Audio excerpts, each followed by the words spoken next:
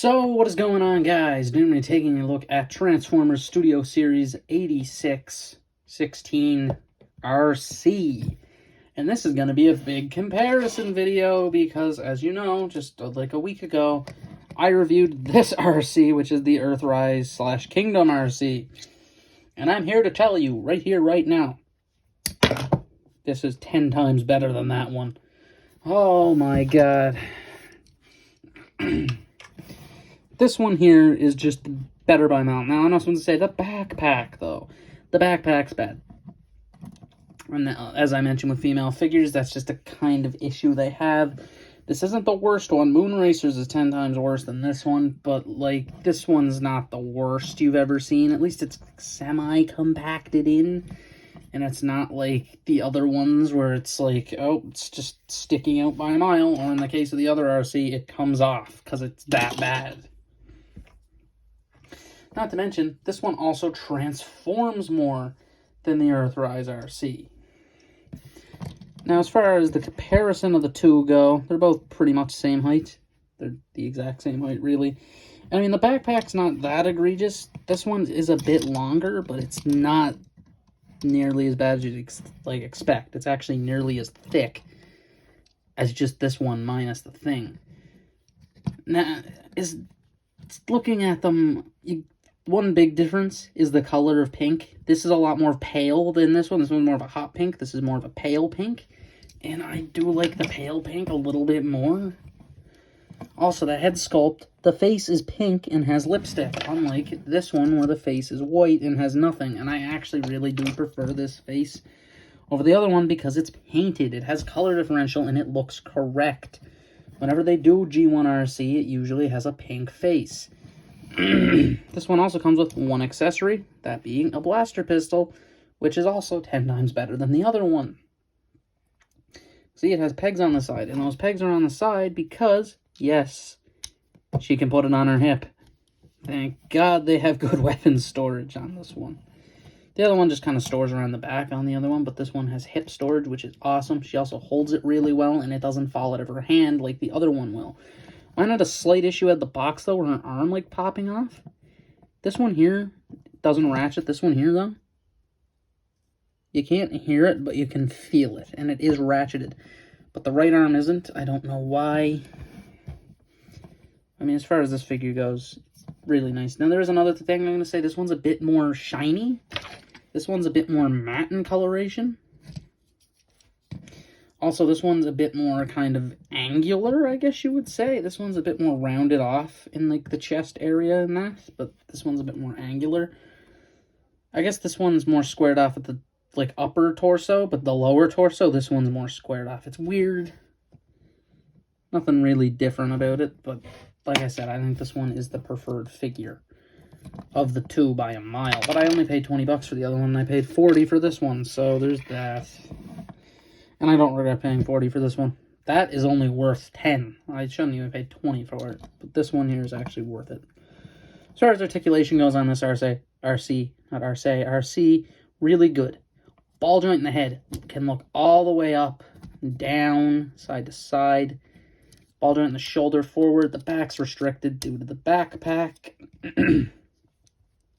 Swivel and elbow bend that goes well beyond 90. I don't know why, but that, like, perfectly fits like that, and that's not even a transformation step. Something that's kind of nuts. An ab crunch. What? I was like, that's just part of the transformation. It is, but it doesn't peg in, so I just think of it as an ab crunch, and I'm just going to keep it like that. That's an ab crunch, and I think it's good, because it's not loose. The figure doesn't fall apart like that. It's a tight enough joint. She also has a waist swivel. As you can see, it doesn't go, like, super far. Forward, back is restricted. You can kind of course, use the ab crunch bit there to try to do something. A swivel, a knee joint that goes beyond. Feet tilt, and they have a pivot. So, really well articulated.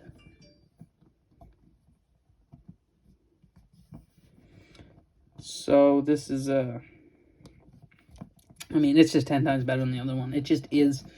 Let's get into the transformation. Now, the transformation is simple. It is simple, and it's not exactly not a shelf warmer. It's a shelf warmer. It is. It's a shelf warmer, but it has a lot more steps than this one does, where this one doesn't just kind of fold up under there. It actually looks like it moves, unlike this one where it just kind of slightly curls up into a ball. And no, I'm not transforming this one. This one is just, I'm not doing it. I'm not doing it. So to transform this arcee, though, the first thing you're going to do is come to the head, and you're going to push it forward like so, and that will unlock the chest. Once you do that, pull down on that area, and then everything will start to come up like that. Take the head and fold it in like so, and then push the torso in, and that becomes the front part, as it should. Yes, that part is the actual front. It's not faux on this figure, unlike the other one. This one is the real bit. You're also going to come to the back, and you're going to fold out these panels here specifically. Now, once you've done that, take the arms, and the arms will come up here, and they will kind of slot in up there. They don't really peg in, they just kind of slot in. They will be held in place, though, so there is that. And you're kind of seeing the alt mode is, yeah, mostly just handled by the backpack again, because of course it is. But like I said, there's a bit more to it this time than just folding the figure up underneath the car, because it looks like it transforms. You're going to take her legs and do that, and then when you're doing that, come in and then make sure you can fold out this bit. Do the same thing again where you get the clearance, and then fold out the other side. And then you're going to come to the back, and you got to fold out the bumper. Now you have these sections here. Now, those sections are intriguing. Now, these sections that you're seeing, they have to peg into the shoulder. So basically, the cutout, which should be right there where this little tiny peg is, there, it will peg in like so, and it should sit flush. I do have an issue with mine where it doesn't seem to like to, but I can occasionally get it to. But last but certainly not least, take the legs, fold it back like that, make sure the waist is rotated, and then take the feet, and there's a kind of peg they form right there, and that will go into the slot right there. And just make sure it goes in there correctly. And it will peg in nice and secure, like. Push that down, and then take your gun, and then put it in this slot here, and then push it back. And that's how it locks in, and it won't fall out. And there is Arcee's alt form, which looks 10 times better than the other one. It doesn't look overly big, and it looks good. The only complaint I have is these little gaps here, but they're not even that bad. Other than that, yeah, this one just looks 10 times better. It's killing the other one. The other one is dead on arrival comparatively to this one. This one is 10 times better than the other one. 10 times. It even has better weapon storage. And if you turn it upside down, wow, the robot's there, but it looks like it moved. Instead of it just being, oh, I'm hiding my head and kind of putting my legs up a bit. This one actually looks like it transforms. And the transformation is actually fun. It's not like the other one where it's like, fold out this panel, fold out that panel, and then try to work the backpack in place. Well, you do that one, do this on this one, it's not nearly as aggravating. It's actually quite simple, and it's not that bad of a transformation. It's actually really nice. The figure does roll.